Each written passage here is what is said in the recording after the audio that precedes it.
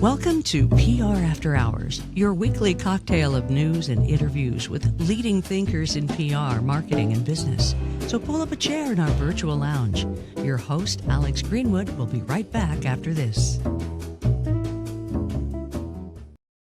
Hey, welcome back to PR After Hours. Good to see you here in the virtual lounge. We are and have been the past 5 years the podcast for communicators, marketers, and leaders who like their insights served straight, no buzzwords, no fluff, and occasionally a little bourbon or maybe a nice, clean, classic martini on the side. I'm your host, Alex Greenwood. And before we get started, a quick reminder that December of 2025 marks last call for good for PR After Hours. Be sure to listen over the coming weeks for final reflections, announcements, news, and maybe even a guest or two as we wrap up this long and wonderful run tending bar here in the wonderful world of PR marketing, leadership, and management. Today, we're talking about the solo contributor trap, that moment when a top performer gets promoted out of what they're great at and into something they're not ready for. You've seen it in your workplace. Maybe you've even lived it. Today, we'll explore why it happens, what it costs organizations, and what we can do differently. So let's pour yourself a drink, belly up to the bar, and let's get into it, shall we? The Solo Contributor Trap, because not everyone who can fly the ship should command the fleet, by J. Alex Greenwood. Some people are great at their job, so great, in fact, that their bosses assume the next logical step is to put them in charge of other people. This is how you end up with a gifted engineer who can debug an entire system before their second cup of coffee, but stares at the first team meeting like it's written in Sanskrit. Or there's the ace reporter who can turn uninteresting bakery trade paper copy into gold, but crumbles like day-old biscotti when tasked with running a writing and production team. I call this the solo contributor trap. It's the organizational equivalent of giving Han Solo command of the Rebel fleet. Brilliant pilot, quick on the draw, a man you want in the cockpit. But hand him an org chart, and suddenly the Millennium Falcon starts to look like a very small lifeboat. The idea isn't new.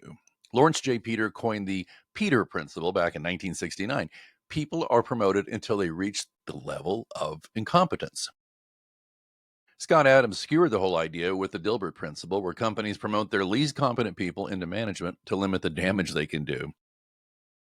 But the solo contributor trap is different. Here, the person isn't incompetent at their work at all. Quite the opposite. They're good. They're too good. The trap is sprung when organizations mistake excellence in a craft for aptitude in leadership.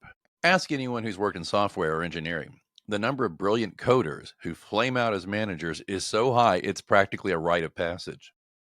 A first-round review piece once noted that at least half the time these newly minted engineering managers will leave their post, retreating back to the IC sphere. Why? Because the skills don't overlap. Being good at code doesn't mean you can run a meeting, give feedback without making someone cry, or manage across silos. As one veteran manager put it, you can't refactor people.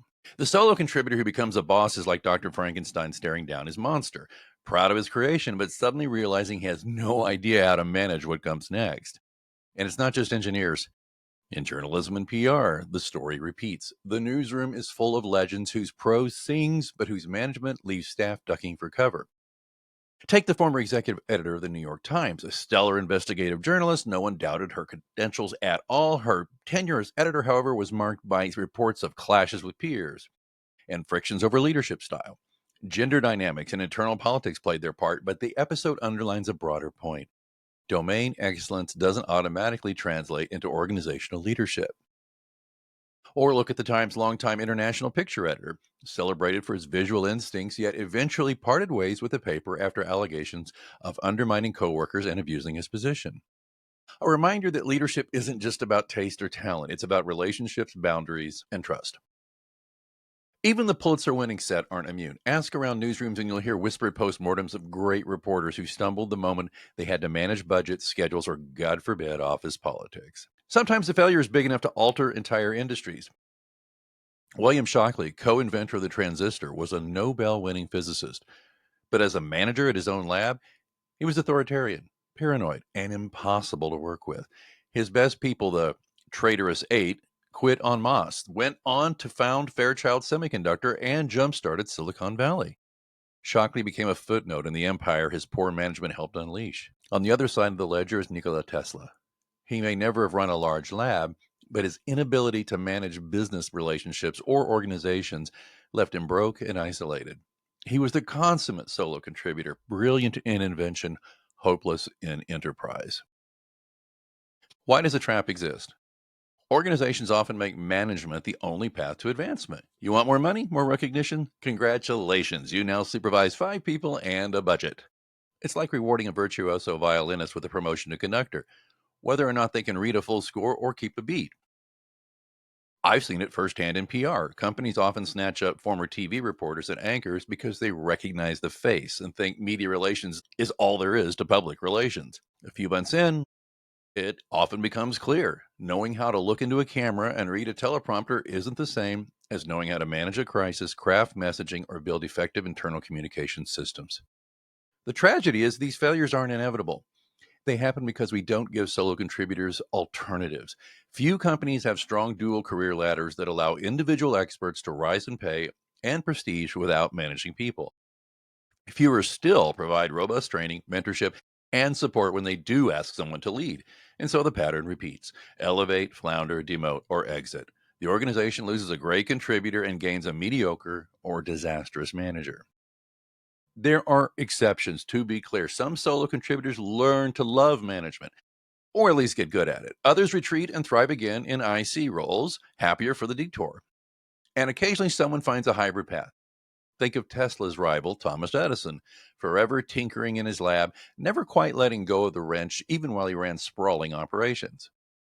But the lesson holds. Not everyone should lead, and not everyone wants to.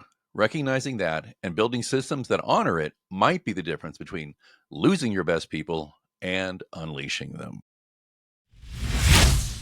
Well, and that's going to do it for another round of PR After Hours. Thanks for pulling up a chair. Today's episode, The Solo Contributor Trap, is a reminder that just because someone can fly the ship doesn't mean they should command the fleet. Leadership isn't a reward. It's a completely different job. Make sure you subscribe to my Substack, All the Fits That's News, where I share essays, commentary, and a few behind-the-scenes thoughts you won't hear anywhere else. And remember, December is last call here at the Virtual Lounge for good.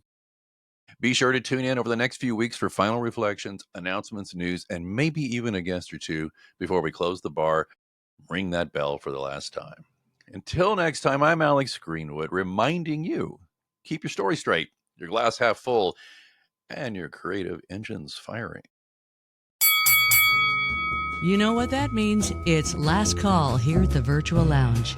Be sure to visit prafterhours.com for links to what we discussed in this episode and more. Be sure to follow us wherever you get your podcasts. And join us next time for another round at PR After Hours with Alex Greenwood.